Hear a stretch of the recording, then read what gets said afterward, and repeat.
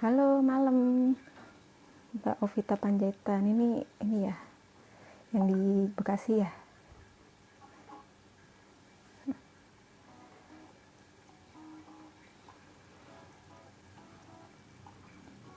Oke, kita tunggu sebentar ini.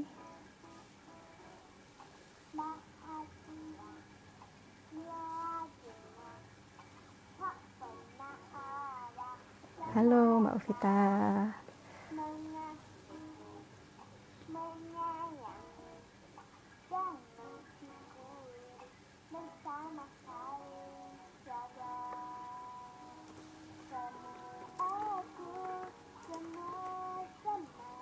Oh, di Tangerang. Iya kok, Bekasi, Tangerang ya. Di Tangerang. Sehat ya Mbak Ovita ya.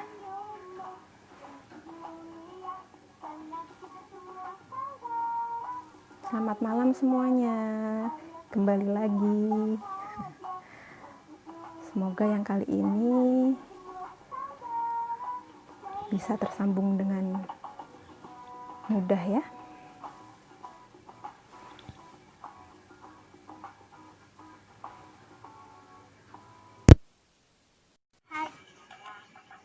Bila dunia tak pernah ada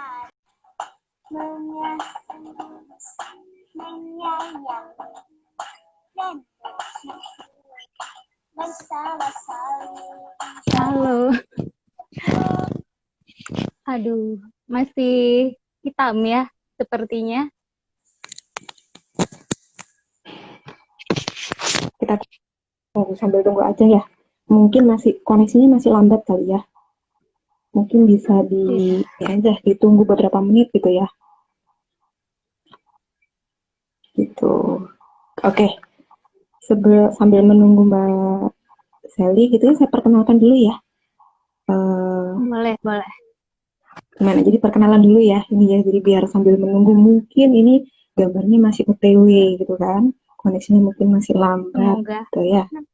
Ya, oke. Jadi kenalkan dulu dengan narasumber kita malam ini yang akan membahas tentang manfaat bermain dalam mengoptimalkan tumbuh kembang anak, yaitu dengan Mbak Sally. Gitu ya, saya panggilnya Mbak aja ya, Mbak ya. Boleh. Mbak Sally, ya. Mbak Sally ini seorang psikolog klinis anak remaja, gitu ya.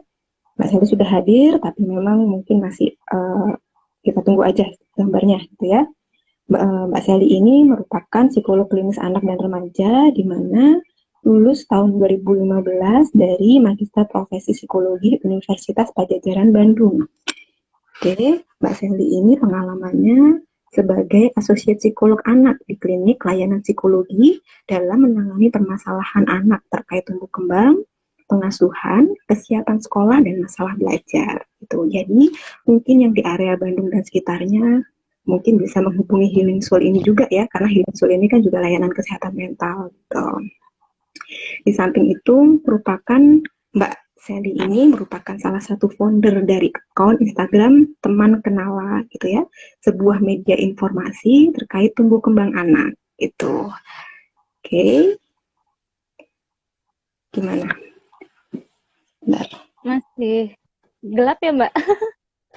Iya, masih gelap ini. Iya, di saya juga memang belum terlihat ini. Oke. Gak apa, kita sambil tunggu aja ya gitu ya. Jadi kita mulai aja gimana? Gimana Mbak Sally? Boleh untuk Jadi, boleh.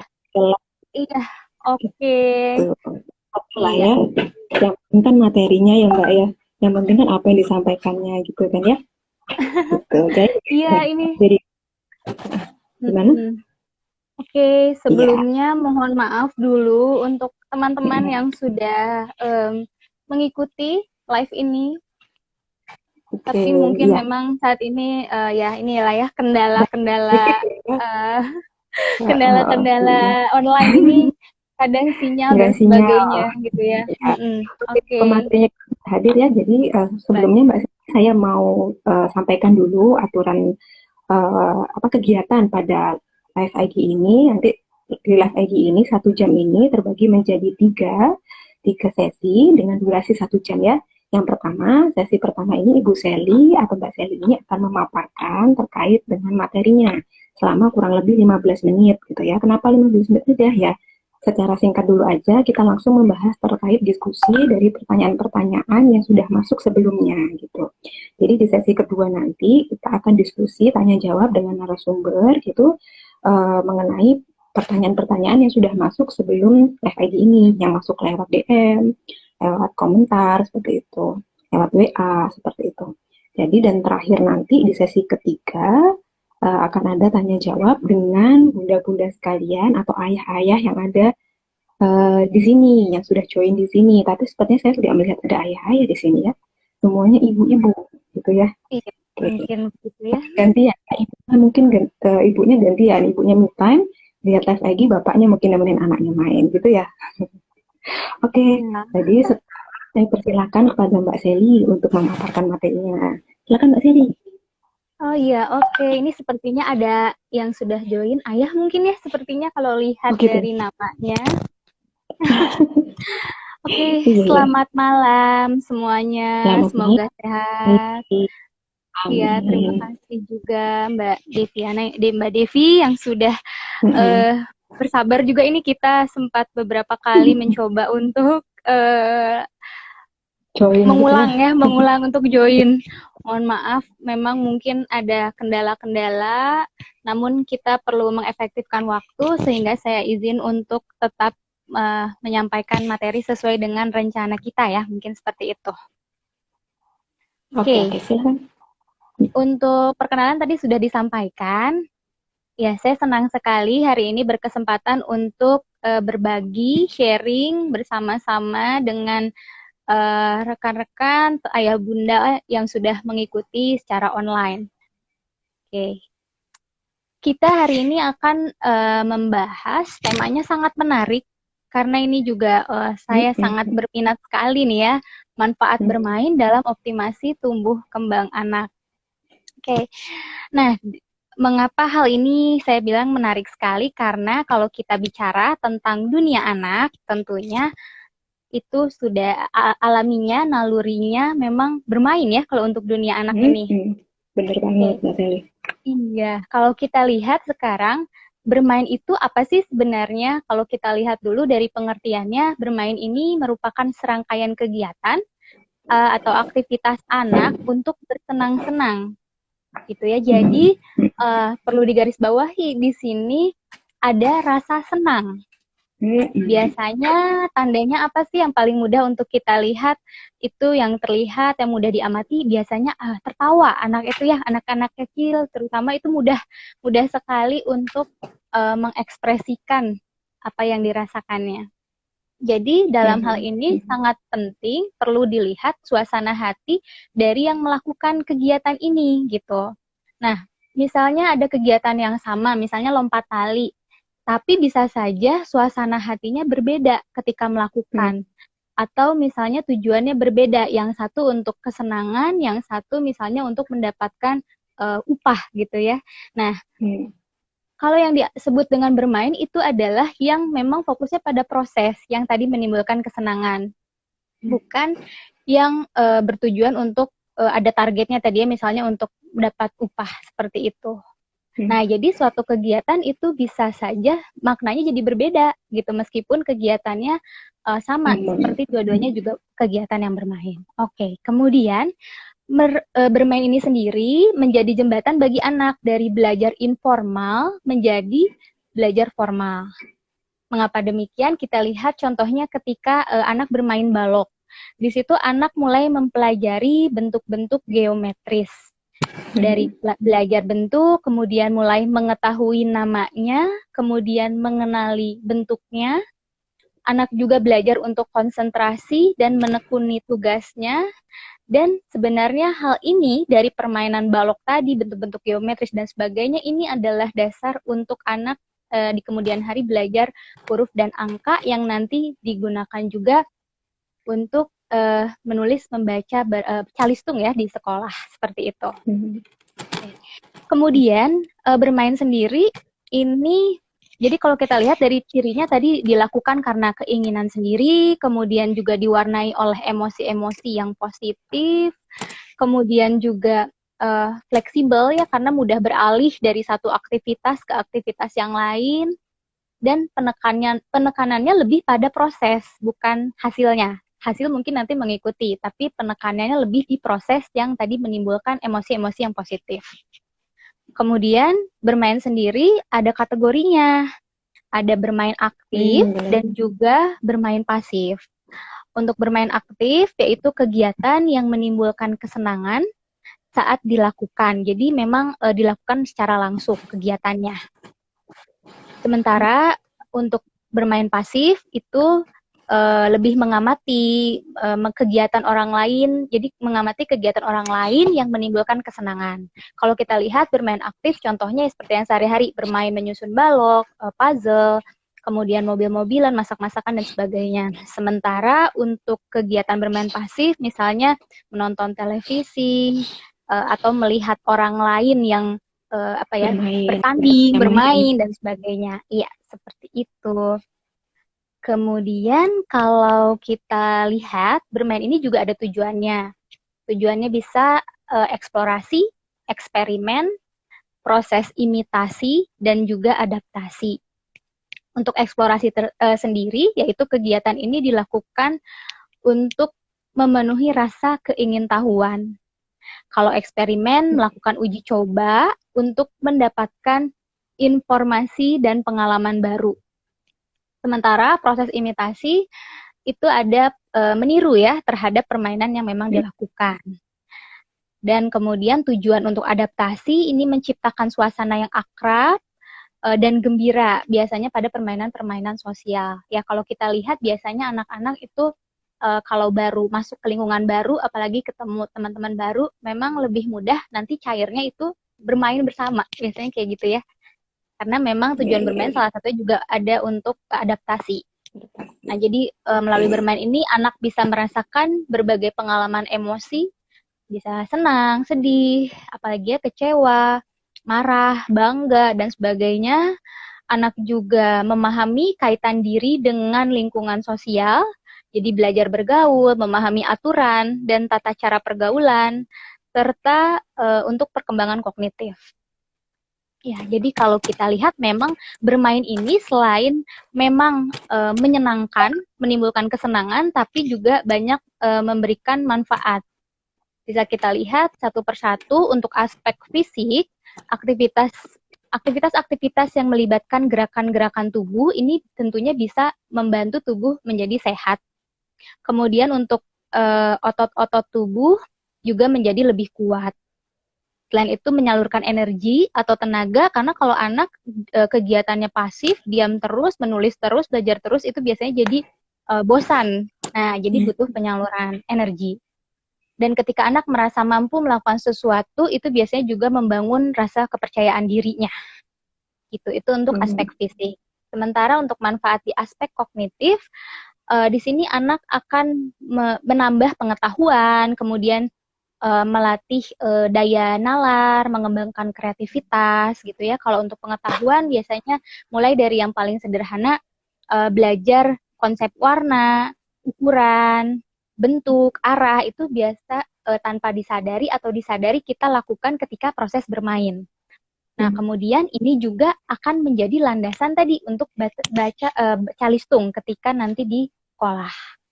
Selain itu, di aspek kognitif juga ada perkembangan bahasa, di mana anak memahami apa yang disampaikan oleh orang lain. Tentunya ya, karena biasanya apakah itu dari instruksi atau ketika ada interaksi. Kemudian hal tersebut juga akan menambah kosakata anak. Dan membantu anak mengungkapkan keinginan juga perasaannya, sehingga bisa lebih terampil dalam berbahasa. Seperti itu. Nah, kita lanjut ke aspek motorik. Motorik dibagi dua, seperti yang kita juga mungkin semua sudah ketahui, motorik kasar dan motorik halus. Untuk motorik kasar, ini merupakan gerakan tubuh yang melibatkan otot-otot besar. Sementara motorik halus ini melibatkan otot-otot kecil dan juga biasanya memerlukan kecermatan dalam melakukannya. Nah, dari motorik ini, motorik halus terutama, ini pun akan support nanti dalam meningkatkan keterampilan hidup, life skill, seperti misalnya makan sendiri, menyendok gitu ya, menyendok makanan sendiri, kemudian memakai pakaian sendiri, mengancing dan sebagainya, kemudian juga menalikan sepatu. Nah, itu disupport juga tuh dari perkembangan motorik halus yang ternyata juga merupakan manfaat dari bermain. Kemudian aspek lain yang juga ada manfaat dari bermain yaitu aspek emosi, di mana anak bisa melepaskan ketegangannya ketika bermain. Kemudian mengembangkan penilaian terhadap diri. Ketika anak merasa mampu, dia jadi lebih percaya diri. Kemudian juga konsep dirinya menjadi lebih positif dan juga harga dirinya meningkat. Ketika misalnya ada keberhasilan, kemudian belajar bersikap, perlu kejujuran dalam bermain, ketulusan ketika bermain dan sebagainya. Itu untuk aspek emosi. Sementara untuk aspek sosial, ini akan membantu untuk kerjasama, saling membantu, saling percaya, saling menghormati, belajar berkomunikasi, sistem nilai, standar moral di masyarakat, bagaimana peran-peran dan tingkah laku yang diharapkan lingkungan, juga membantu mengatasi masalah. Seperti itu. Itu kurang lebihnya. Untuk manfaat bermain. Kemudian dari bermain ini sendiri ada tahapan perkembangannya ya. Itu ada 2 tokoh, salah satunya membahas mengenai terkait dengan perkembangan sosial. Jadi di sini lebih menekankan pada bagaimana bermain ini membantu perkembangan dalam interaksi, dilihat berdasarkan bagaimana interaksi ketika bermain. Dimulai dari anak benar-benar tidak terlibat, hanya mungkin memperhatikan apa yang menarik saja. Kalau tidak dirasa tidak menarik, kemudian ya sudah, dia mungkin cari kegiatan sendiri, kegiatannya pun tanpa tujuan. Kemudian tahap kedua, solitary play, itu anak mulai sibuk bermain sendiri, jadi mainnya sendiri, sibuk sama kegiatannya, memperhatikan diri saja. Tahap yang ketiga ada onlooker play, di mana anak mulai mengamati anak-anak yang bermain, menunjukkan minat menunjukkan minat untuk terhadap permainan yang dilakukan oleh anak lain. Nah, ini juga biasanya kadang kita lihat biasanya di usia anak 2 tahun dan juga anak-anak yang mungkin sudah lebih besar, tetapi ketika masuk lingkungan baru, biasanya kan ngelihat-ngelihat dulu nih gitu ya, belum berani, masih ragu untuk join, mungkin seperti itu. Nah, ketiga tahapan tadi ini termasuknya dalam non-social play karena belum ada interaksi dengan anak dengan orang lain. Nah, kemudian tahap keempat ada parallel play, di mana 2 atau lebih anak dengan permainan yang sama, melakukan kegiatan yang sama, tapi belum ada interaksi. Jadi mainnya sendiri-sendiri tapi sudah di tempat yang sama, melakukan kegiatan yang sama. Kemudian tahap kelima itu associative play, di mana mulai ada interaksi, saling bertukar mainan, mungkin sudah ada saling melihat, saling mengomentari, misalnya dalam menggambar gitu ya, atau nanti pinjam-pinjaman alat tulisnya seperti itu, tapi belum ada kerjasama gitu. Dan tahap yang keenam gimana sudah kooperatif play, bisa dimulai rata-rata di usia 5 tahun, anak mulai bermain bersama. Jadi sudah ada kerjasama, pembagian peran, dan ada tujuan yang ingin dicapai bersama-sama. Itu kalau kita lihat dari perkembangan sosial, tahapan perkembangan sosial. Mungkin ditambahkan juga, ya gimana? Mungkin memang perlu diketahui orang tua ya tahapan ini, karena kan kalau nggak diketahui bisa-bisa kan ada si orang tua tuh yang terkadang terlihat memaksakan gitu ya. Saya lihat itu anaknya umur 2 tahun memang belum waktunya main sama-sama, itu main sama-sama gitu ya. Mungkin memang perlu tahu gitu ya. Iya, ternyata memang bertahap, tidak serta-merta langsung aja gitu harus bisa kooperatif sama temennya, harus bisa ada kerjasama, memang bertahap. Kan aku banyak orang tua, ayo dipaksain gitu, ayo kamu kayak gitu sih, kayak gitu, ayo main bareng-bareng gitu, padahal kan masih belum dalam masanya gitu. Iya, betul, seperti itu. Makanya kita coba share, mudah-mudahan bermanfaat informasinya.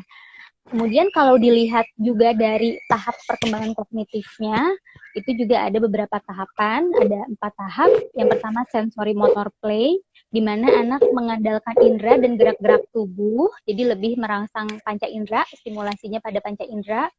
Kemudian ada yang kedua itu symbolic play, di mana anak sudah mulai ada permainan berhayal, pura-pura, anak banyak bertanya, mencoba hal baru, memahami simbol-simbol tertentu. Jadi permainan-permainan yang memang mengembangkan imajinasi.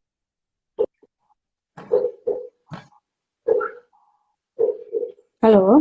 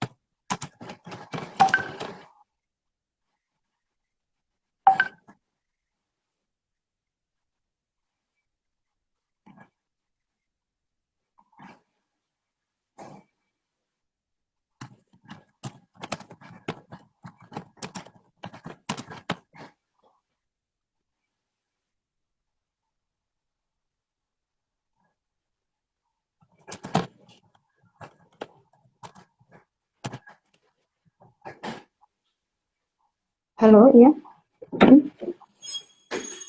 Masih.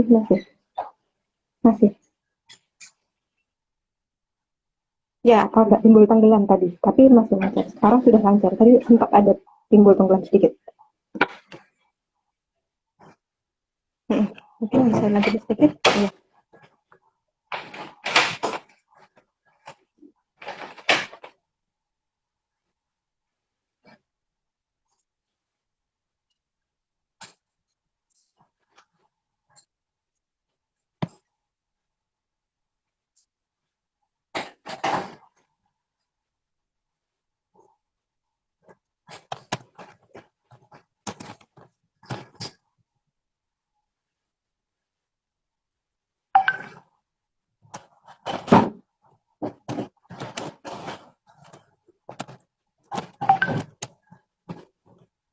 Mhm.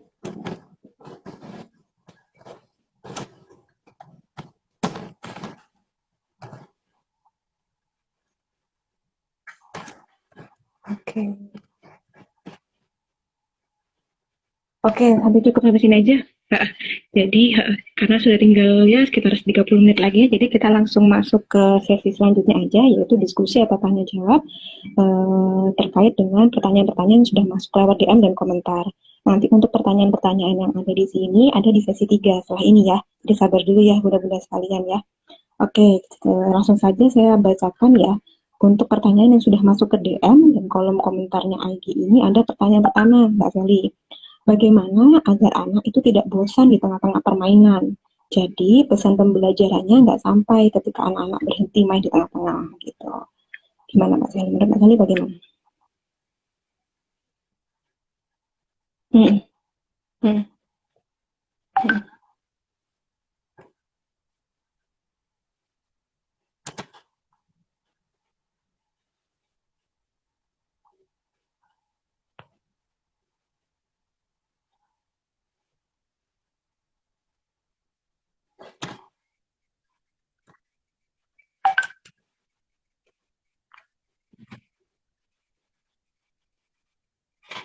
hmm.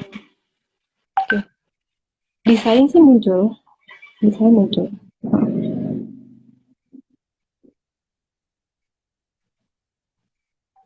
Ya ya,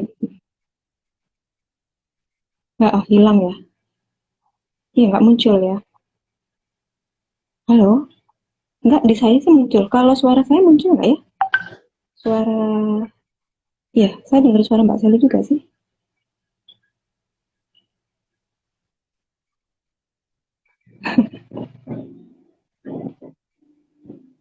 Iya. Halo, suaranya gimana? Kalau yang lain bagaimana suara suara saya terdengar nggak?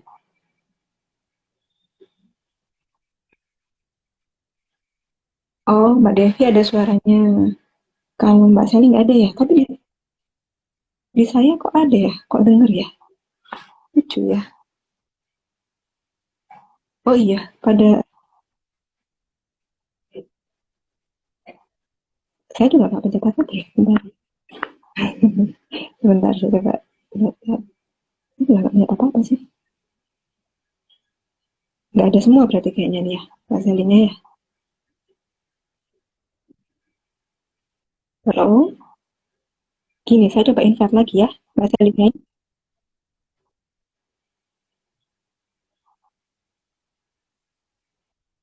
Oke,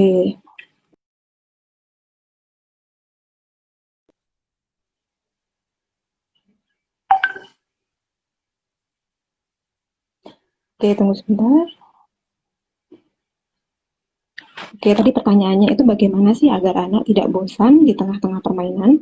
Jadi biar pesan pembelajarannya itu bisa tersampaikan gitu, nggak berhenti di tengah-tengah. Sebentar ini Halo, Mbak Sally. Oh, sudah dengar halo, semuanya? halo, apakah sudah muncul? Halo, apakah suara saya Iya, sudah muncul?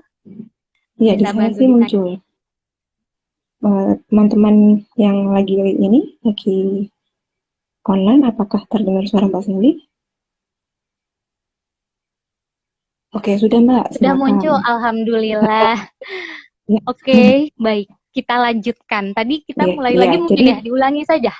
Atau boleh boleh di...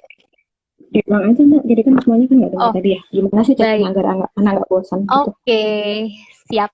Ya, saya coba lagi ya untuk mengulang kembali, memperjelas lagi. Nah, bagaimana anak agar tidak bosan di tengah-tengah permainan? Tadi pertanyaannya seperti itu. Mm-mm. Pertama, perlu diperhatikan usia anak, karena rentang usia Iya. anak itu berbeda-beda. Hmm. Sehingga pada anak yang sangat muda itu akan lebih sedikit em, Lebih pendek ya lebih rentang rendah, lebih pendek rentang, rentangnya, ya betul. Sehingga lebih rentang mudah untuk konsentrasi. beralih ke aktivitas lain. Tuh, seperti Nah, itu. Kemudian, nah bagaimana untuk agar pesan pembelajarannya ini sampai kalau seandainya anak berhenti main di tengah-tengah.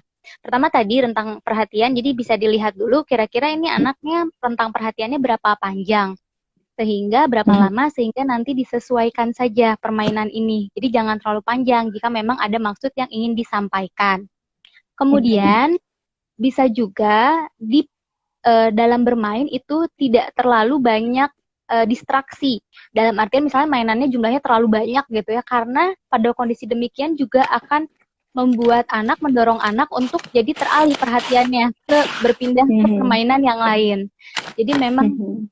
kalau memang ada Oke. tujuan untuk menyampaikan suatu pembelajaran sambil bermain juga dikondisikan, misalnya jangan apa ya, ada TV gitu ya, sambil TV menyala terus sambil Mhm, main atau sambil ada suara lagu-lagu, itu kan akan sangat banyak informasi yang anak perlu olah, perlu diproses, sehingga akhirnya bingung kan yang mana nih yang harus mhm. diperhatikan lebih dulu. Jadi mungkin itu kurang lebih ya untuk pertanyaan yang pertama. Semoga terjawab ya ayah atau bunda Oke. yang bertanya. Iya, mungkin saya mau menambahkan aja sih Mbak Sally, kalau untuk rentang perhatian, mungkin Hmm? informasi aja, mungkin untuk anak-anak yang 2 tahun, biasanya rentang perhatiannya memang hanya sekitar 5 sampai 7 menit gitu kan ya. Ya, Kemudian yang di 3 tahun, kelipatannya tambah 2 menit lagi, 9 menit. Dan kelipatan 2 menit selanjutnya seperti itu. Jadi dimulai dari 2 tahun bisa diamati apakah anak itu sudah bisa duduk dengan tenang, menyelesaikan permainannya itu selama 7 menit atau belum gitu. iya, Begitu. betul. Kita masuk Ya, ke pertanyaan yang kedua ya Mbak Delia. Pertanyaan iya, kedua ini yang boleh. masuk, bagaimana sih caranya mengkondisikan bermain sambil belajar itu saat memiliki anak lebih dari satu yang terpaut usia jauh. Ini mungkin maksudnya gini ya, ada 2 anak usianya jauh, satunya harus bermain, satunya belajar gitu kali ya? Atau bagaimana? Menurut Mas Delia? Mungkin karena ini tidak terlalu detail ya informasinya seberapa jauh dan jauhnya maksudnya seperti apa. Tapi mungkin kita jawab Oke. mungkin secara umumnya saja dulu. Baik, saya coba jawab. Untuk mengkondisikan bermain ini ketika usianya terpaut jauh, pertama aktivitas yang bisa dilakukan bisa saja nanti melakukan suatu kegiatan itu bersama-sama, misalnya membuat hiasan dinding gitu ya, misalnya kegiatannya. Jadi Mhm. kayak kegiatan yang bisa dilakukan bersama-sama, ada proyeknya lah ya, kurang lebih seperti itu. Nah, pada kegiatan itu bisa saja nanti anak yang memang sudah lebih besar bisa dilibatkan untuk kegiatan yang lebih lebih kompleks, misalnya membuat gambarnya, mencetak gambarnya, menggunting, hal-hal yang memang sudah bisa dilakukannya. Sementara untuk adiknya yang masih kecil, mungkin di sini diasumsikan barangkali usia bayi atau balita misalnya yang memang belum terlalu banyak bisa ikut kegiatan seperti itu, lebih ke menempelnya saja gitu misalnya seperti itu, atau nanti lebih ke pengenalan bahan-bahan yang digunakan. Itu juga kan sudah mulai ada input informasi ya, jadi bisa menginformasikan ini namanya gunting, kita mau buat ini, jadi lebih ke konsep-konsepnya dulu saja yang dikenalkan, tapi kegiatannya jadi bisa dilakukan bersama-sama. Nah, atau misalnya ketika contohnya lagi misalnya memasak bersama, untuk anak yang sudah lebih besar misalnya bikin kue, mungkin sudah bisa mencetak kue, sudah bisa memasukkan kue itu ke dalam oven, jadi sudah lebih kompleks, nanti menghias, memasukkan ke dalam toples gitu. Sementara untuk anak yang masih bayi atau balita misalnya lebih kecil, adiknya itu kegiatannya lebih ke ikut ngaduk-ngaduk aja di adonannya misalnya seperti itu. Dan itu kan karena masih lebih ke sensory play misalnya seperti itulah kurang lebih. Nah, jadi tetap bisa berkegiatan bersama-sama.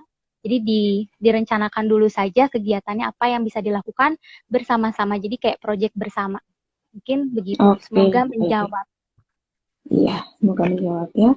Kemudian ke pertanyaan ketiga, Mbak Sally. Jadi apa sih prinsip permainan yang dapat menjadi pegangan orang tua dalam mendampingi anak sehari-hari? Gimana kalau misalkan jatuhnya mainannya itu terus, jadi misalkan mewarna lagi, terus lagi, tiap hari, tiap saat mewarna. Jadi kemana orang tua bisa mencari sumber inspirasi? Gitu. Oke, baik, terima kasih pertanyaannya. Saya coba jawab. Ini untuk tadi peran orang tua dalam mendampingi anak kalau agar permainannya tidak itu lagi, mungkin seperti itu ya. Nah, yang bisa dilakukan tadi mungkin sempat disinggung tadi ketika dipaparkan, menyediakan permainan yang sesuai dengan kematangannya, gitu ya. Jadi memberikan alternatif kegiatan yang lebih beragam. Mungkin seperti itu, menyediakan yang lebih beragam, sehingga kegiatannya pun tidak hanya itu-itu saja, gitu, mungkin itu ya. Oke, ya kalau saya tambahkan sih sebenarnya memang sebenarnya kalau mau merencanakan atau membuat permainan buat anak, itu memang ada baiknya sebagai orang tua itu mencari informasi terkait dengan tumbuh kembang anak. Pada dasarnya itu sebenarnya banyak indikator-indikator dari Permendikbud ya, yang kalau mungkin mau dicari itu tentang tumbuh kembang anak, indikator atau checklist tumbuh kembang anak sesuai Permendikbud. Jadi di situ mungkin bisa jadi acuan gitu ya, ketika ingin meningkatkan atau menstimulasi terkait aspek motorik itu sebaiknya anak umur sekian itu apa aja yang perlu dikuasai. Nah dari situ mungkin akan bisa dikembangkan lagi sama ibu-ibunya atau sama bapak-bapaknya, enaknya tujuan seperti itu, mainannya seperti apa. Jadi lebih ke itu sih gitu. Halo, Pak Sally? Ya, oke. Ya, akhir. Oke, gitu. Nah, yang pertanyaan keempat ya, kita agak cepat aja. Boleh. Kalau dari permainan, bisakah orang tua melihat minat anak yang nantinya bisa dikembangkan seterusnya hingga dewasa dan mungkin bisa jadi profesinya kelak? Ada nggak cara yang bisa diaplikasikan untuk melihat minat anak? Tuh, gimana menurut Pak Sally? Baik, terima kasih pertanyaannya. Saya coba jawab untuk pertanyaan yang keempat ini terkait dengan bagaimana kita melihat minat anak ya dalam kegiatan bermain ini. Minat pada dasarnya ini merupakan ketertarikan untuk mempelajari, untuk melakukan sesuatu. Diwarnai juga dengan rasa suka atau tidak suka terhadap kegiatan yang dilakukan atau dipelajarinya. Dan sifatnya bisa berkembang sampai usia remaja, itu biasanya masih berkembang terus. Sehingga ketika anak masih usianya muda, bisa dilihat, kita bisa mendapat informasi, oh ternyata anak lebih berminat terhadap permainan-permainan tertentu. Tapi bisa terus tetap diberikan kesempatan, dikenalkan pada berbagai macam kegiatan, berbagai macam permainan, sehingga nanti bisa dilihat juga, oh ternyata minatnya barangkali berkembang dari waktu ke waktu. Gitu. Kadang bisa saja anak, ya? Boleh? Lanjut. Oke, karena pada dasarnya terkadang anak mungkin bukannya tidak berminat, hanya belum tahu kegiatannya, mungkin seperti itu. Jadi tetap sebagai orang tua kita bisa membantu anak untuk kenal banyak kegiatan.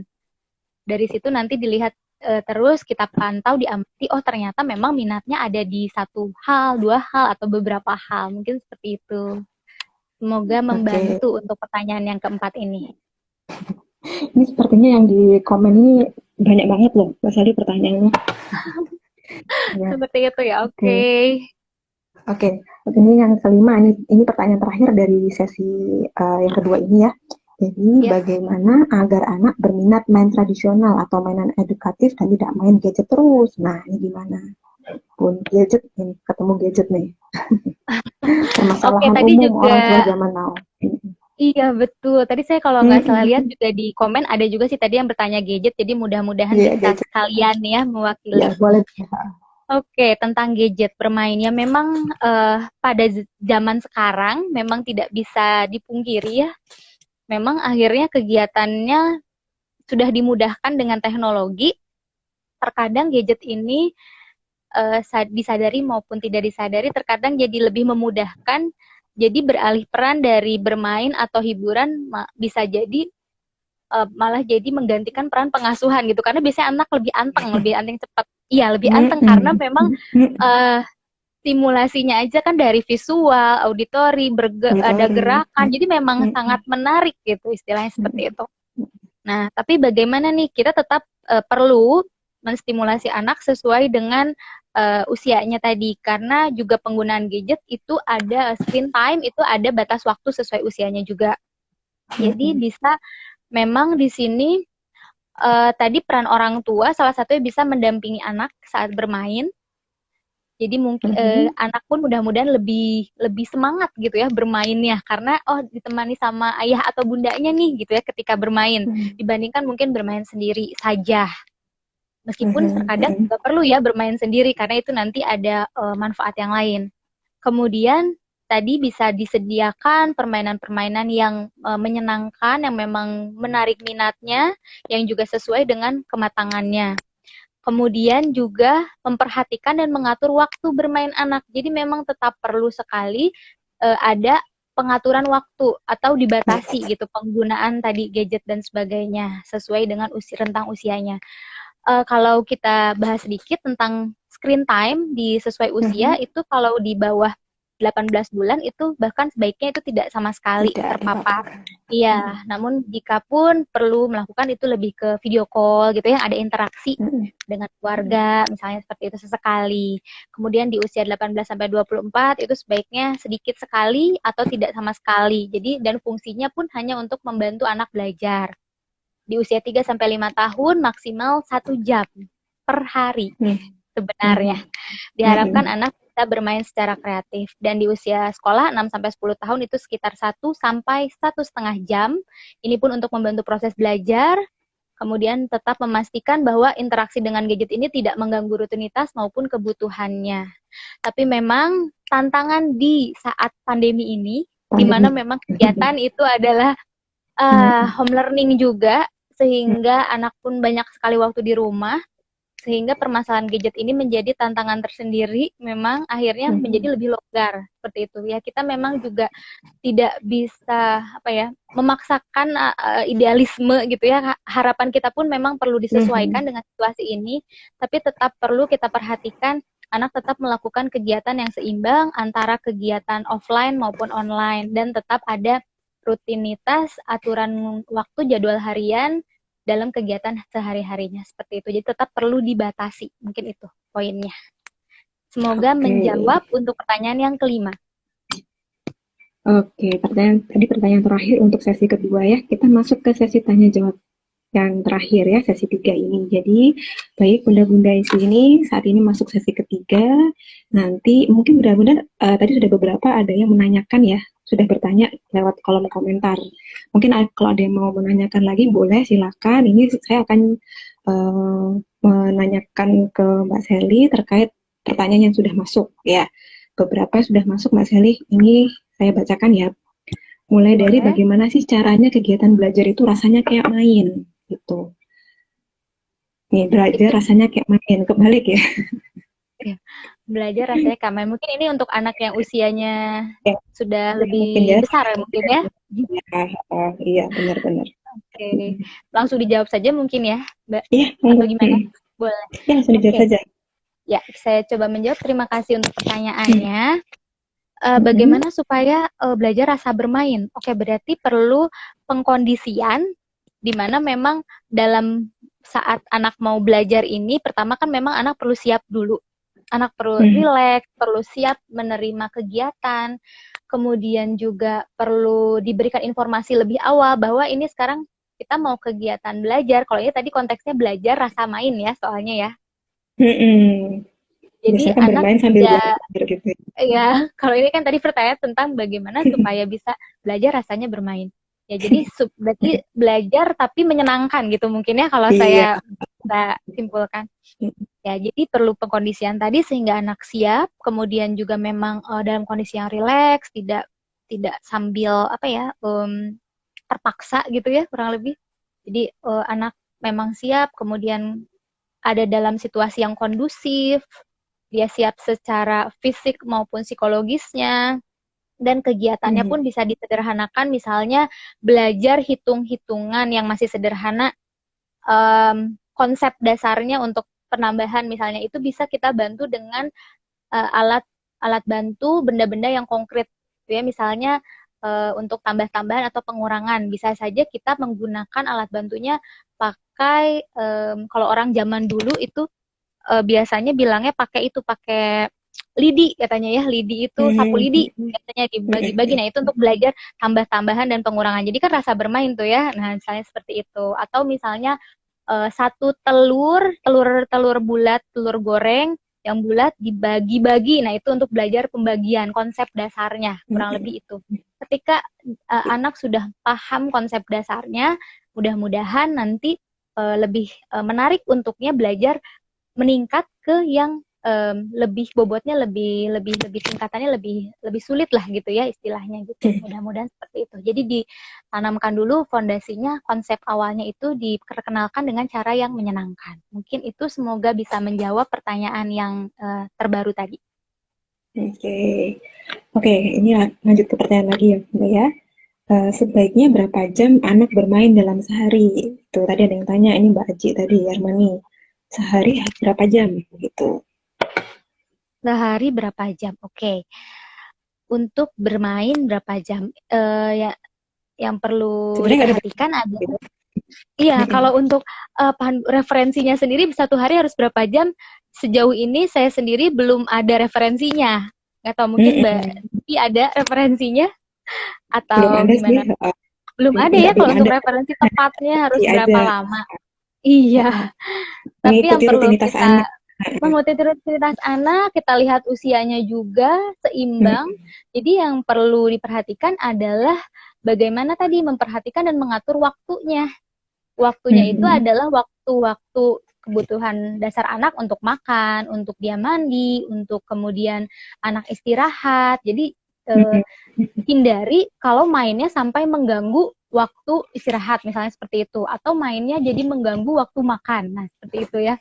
Sehingga perlu untuk diperhatikan jadi pembagian waktunya tadi gitu, Ya, ya dibagi-bagi benar, saja. Nah, benar. misalnya kayak untuk anak usia sekolah juga kan ada jam kebutuhan tidur. Kalau kebutuhan tidur itu kalau usia sekolah misalnya sekitar 9 sampai 11 jam ya. Jangan sampai Nah, bermainnya mengganggu aktivitas sekolah, kemudian tadi mandi, makan dan juga waktu mm, istirahat. Seperti itu. ya. Semoga menjawab. Jadi saya tambahin aja, mungkin bisa apa ya? Secara daily itu bisa bikin kesepakatan bersama anak. Maksudnya rutinitas dari bangun pagi, jam bermainnya jam berapa gitu. Jadi misalnya bangun pagi harus bangun pagi apa, ya seperti itulah. Kesepakatan bersama aja bersama anak. Jadi biar bisa sama-sama enak gitu ya. Iya. Nah, Oke. ini ada yang komen sekalian kita tambahkan. Jadi anak memang Mm, harus terjadwal sehari-hari ya Bun, walaupun sedang di rumah aja. Iya, betul, tetap perlu mm, jadwal mm, harian. Karena ini juga akan membantu mengurangi stres dari ayah bundanya.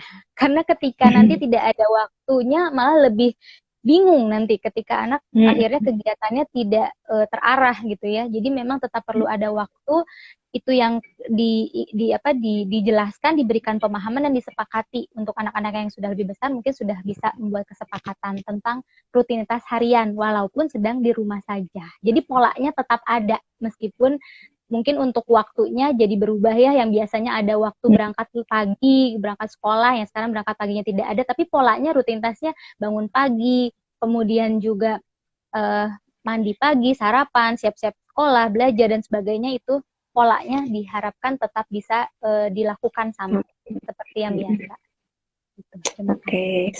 Selanjutnya Kali ya, Ya, permainan sosial itu dari umur berapa sih gitu? Bermain sosial itu di umur berapa? Jadi menanyakan terkait tahap perkembangan bermain tadi, Mbak Sally. yang lebih ke bermain sosial ya. Ketika bermain sosial itu mulai ada permainan sosial sekitar usia 4-5 tahun biasanya sudah mulai. Jadi usia-usia TK ya rata-rata itu biasanya sudah mulai.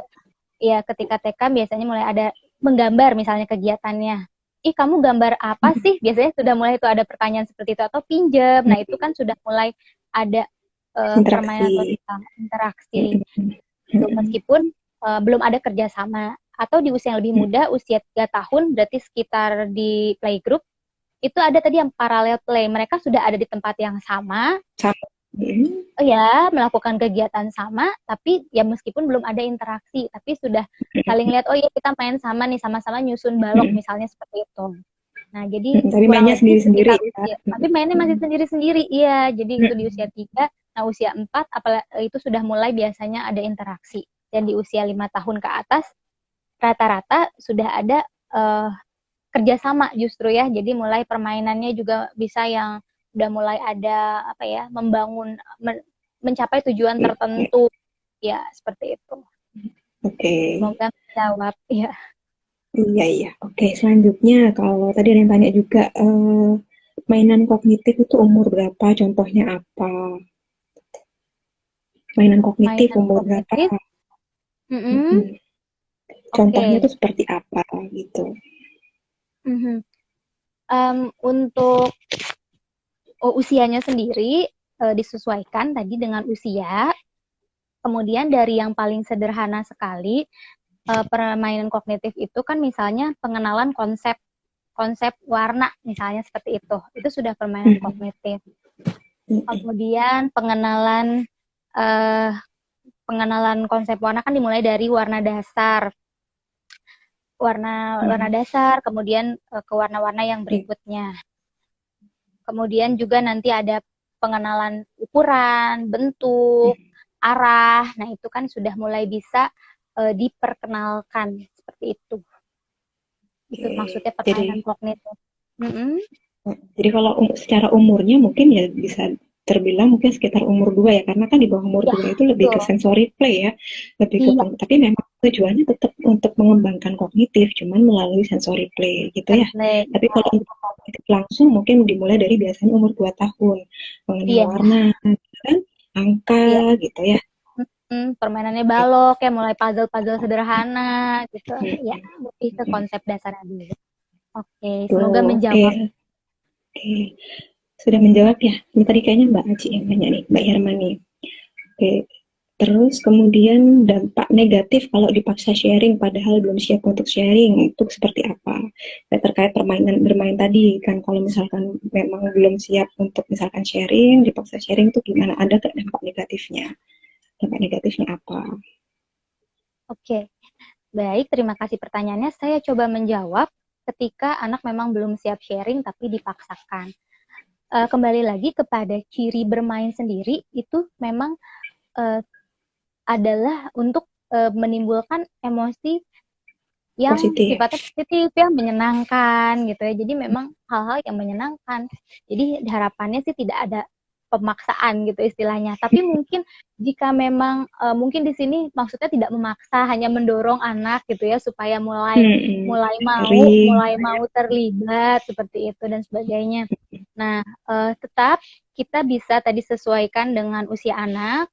Jika memang anak sudah pada usia yang memang rata-rata diharapkan sudah bisa mulai sharing seperti itu kita tetap dorong, perkenalkan, berikan informasi, pemahaman bahwa bermain itu perlu tidak hanya sendiri saja, tapi perlu berbagi, perlu saling menghormati dan sebagainya. Mungkin begitu, nanti diberikan pemahaman. Tapi balik lagi, anak juga beda-beda karena unik ya. Ada yang memang mudah untuk berbaur, ada yang memang butuh waktu lebih lama. Itu nanti kita dorong sedikit demi sedikit saja, agar anak pun tidak merasa terpaksa dan khawatirnya malah menolak gitu ya untuk melakukan kegiatan tersebut atau kegiatan sharing ini di masa yang akan datang gitu. Jadi tetap kita berikan pengalaman yang menyenangkan dalam bermain ini. Mungkin begitu. Oke. Semoga membantu. Oke, kita selanjutnya masih ada dua pertanyaan. Dua pertanyaan. Anak umur 13 bulan diajak main. Jadi anaknya umur 13 bulan diajak main cuma bentar aja udah kabur. Lebih baik kita ikutin dia maunya main apa atau kita dudukin lagi ke tempat main semula. Gimana nih? Oke, usianya 13 13 bulan. Ya, 1 tahun lebih. Berarti baru 1 tahun ya. 1 tahun ya, baru 1 tahun 1 bulan. 1 tahun 1 bulan memang secara rentang atensi masih pendek ya. Ya Mbak ya? Pendek sekali ya. Pendek sekali, iya. Jadi memang masih pendek sekali. Iya, masih kemudian sana sini. Nah, iya betul, masih pengen eksplor sana sini. Permainannya juga mungkin memang belum bertujuan, jadi memang lebih ke eksplorasi. Tadi sensori dengan penginderaan, bagaimana menerima informasi, kemudian bagaimana bergerak, masih memang lebih ke kegiatan yang seperti itu. Maka istilahnya masih memang dalam tahap yang wajar ketika memang anaknya masih kesana kesini gitu, belum bisa duduk tenang berapa dalam menit. satu kegiatan. Betul, berapa menit, mungkin seperti itu Bun atau ayah Ya, yang bertanya. Iya, jadi mungkin menurut saya memang lebih baik diikutin aja anaknya mau mainnya apa gitu, karena kan memang dia dalam proses memenuhi rasa ingin tahunya, eksplorasinya itu kan sebenarnya gitu. Jadi ya memang kalau secara bermain itu ya tadi seperti Mbak Sally bilang diusahakan tidak ada unsur paksaan. Jadi ketika anak sudah tidak ingin melakukan itu, ya kita coba lain kali gitu. Tapi tergantung usianya, kita lihat kalau memang usia misalkan usia 5 tahun gitu, tapi hanya 2 menit atau 4 menit, nah itu mungkin ada kendala tertentu itu yang perlu dikonsultasikan lebih lanjut seperti itu. Tetap harus tahu informasi. Gimana? Boleh Mbak dilanjut dulu aja dari Mbak Devi. Jadi tetap harus tahu informasi terkait tentang perhatian tiap anak, tiap umur itu tadi sih sebenarnya ya gitu. Jadi memang perlu tahu tumbuh kembang anak itu apa aja yang perlu dikuasai oleh anak umur sekian gitu, seperti itu ya. Dan juga jika memang sekarang ingin sambil memberikan informasi untuk anak yang lebih besar, misalnya ingin mengenalkan konsep warna, anak dikasih balok tapi anaknya kabur gitu ya, nggak betah nih mainnya. Oke, mungkin pada saat itu memang kita ingin sambil belajar konsep warna. Bisa jadi memang permainan baloknya yang kurang diminati anak pada saat itu. Jikapun memang kita masih tetap ingin anak ini ada pemahaman baru tentang konsep warna, bisa saja alternatifnya kegiatan yang diganti medianya, misalnya bermain mobil-mobilan atau masak-masakan. Di situ kan ada warnanya juga. Jadi kita tetap masih bisa mengenalkan warna pada anak, meskipun tidak melalui balok-balok yang awalnya kita niatnya pakai balok-balok, anaknya nggak mau. Jadi konsepnya itu saja kita masih tetap bisa untuk dilakukan dengan media yang lain, mungkin seperti itu. Iya. Jadi memang orang tua itu perlu kreatif lagi ya Mbak ya, untuk mencari ide kira-kira memang apa sih yang diminati anak. Saya pun juga kalau misalkan buat mainan untuk anak, saya bikin 4 nggak tertarik semua tuh pernah akhirnya nggak dimainkan gitu. Ya udah tarik napas aja gitu ya. Iya betul. Ditawarin lagi seperti itu. Lebih ke jadi kita pun orang tua perlu banyak referensinya juga nih. Apalagi nih ya permainan ketika mungkin mulai kehilangan ide, bisa lihat buku-buku atau zaman sekarang juga dimudahkan dengan pasti banyak informasi ya, dari internet ya, bisa dari googling, bisa kemudian dari Instagram. Instagram, YouTube gitu ya. Nah mungkin kita bisa dapat um, ide-ide baru untuk dicobakan seperti itu. Semoga Oke, menjawab. karena waktu jam 9 saya ini ya 2 pertanyaan lagi aja ya Mbak Sally ya. Jadi Oke, boleh. kita menjawab Silakan. pertanyaan lagi ini dari Bunda Evi. Nah, Bunda Evi ini tanya, perkembangan sosial di situasi pandemi seperti ini gimana ya Bun? Anak aku selalu ingin ketemu temannya, walaupun sudah sekolah online tiap hari hanya 40 menit, dia merasa kurang. Nah, ini tantangan memang ya, Ya, kondisi tantangan. pandemi sekarang untuk perkembangan sosial ya. Iya, betul. Oke, baik. Terima kasih pertanyaannya. Saya coba menjawab. Ini untuk bagaimana ya untuk mensiasati mungkin ya situasinya memang seperti ini, bagaimana tetap bisa agar lebih optimal, bisa saja dilakukan dengan misalnya setelah kegiatan sekolah ada sesi khusus memang melakukan komunikasi virtual dengan teman seperti itu. Tapi memang baru bisa komunikasinya virtual ya untuk saat ini. Ini kan juga memang untuk kesehatan anak dalam saat ini, kesehatan kita pun prioritas gitu posisinya, meskipun ya memang situasi ini juga ya menggelisahkan, jangankan untuk anaknya, untuk yang dewasa pun demikian. Seperti itu. Jadi tetap diberikan lagi pemahaman kepada anak mengapa situasinya seperti ini. Kemudian hal yang masih bisa dilakukan, misalnya melakukan interaksi virtual dengan temannya itu, apakah di hari sekolahnya mungkin berapa menit lebih dilebihkan waktunya, atau bisa saja mungkin nanti di akhir minggu janjian untuk ada interaksi virtual seperti itu. Mungkin semoga itu membantu Gimana ya menjawab pertanyaannya. Iya, tapi kalau menurut saya nggak tambahin tapi memang sih kalau menurut panduan dari tumbuh kembang sendiri itu dapat dilihat kalau perkembangan sosial kan tidak hanya bagaimana berinteraksi dengan sesama teman gitu kan, Ya. dengan neneknya, dengan ibunya, dengan ayahnya itu pun juga bisa terbentuk seperti itu gitu kan. Jadi perkembangan Ya. sosial itu kan luas sekali sebenarnya, dan di panduan tumbuh kembang itu sebenarnya tidak hanya perkembangan sosial aja, tapi juga sosial emosional. Jadi ya walaupun memang di usia itu lebih akan tertarik dengan teman sebayanya ya, cuman ya di situasi seperti ini pun kita juga masih perlu memprioritaskan kesehatan anak-anak gitu. Jadi ya memang ya mungkin bisa dilatih lagi dari misalkan lingkup rumah seperti itu, atau mungkin seperti Mbak Sally bilang tadi ditambahkan dari virtual secara rutin, misalkan setiap hari menambah 15 menit ketemu si virtual di si A, 10 menit ketemu si B, seperti itu gitu. Oke, Gitu ya. semoga menjawab nih ya Mbak ya tadi pertanyaannya. Gimana? Oke, kita langsung ke pertanyaan yang terakhir ya, sudah jam 9 lewat gitu. Mbak, anak saya umur 5 tahun dalam mewarnai masih belum rapi, terlebih seperti coret-coret.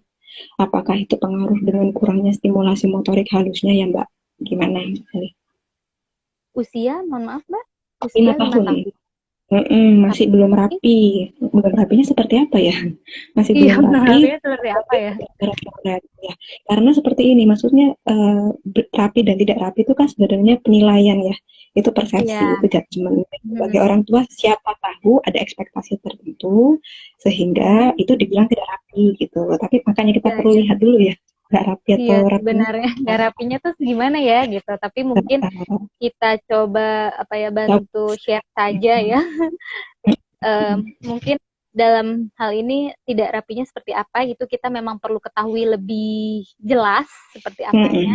Untuk di usia 5 tahun sendiri rasanya juga memang masih berkembang motorik halusnya, sehingga yang bisa dilakukan jika memang anak belum rapinya itu, apakah dari cara memegang pensilnya yang masih belum sesuai gitu ya, atau mungkin kekuatan ototnya yang belum kuat, berarti perlu dikuatkan lagi, misalnya melalui permainan-permainan seperti play-doh yang seperti itu ya, mungkin remas gitu ya, remas. Nah itu kan bisa membantu juga untuk menguatkan otot tangannya.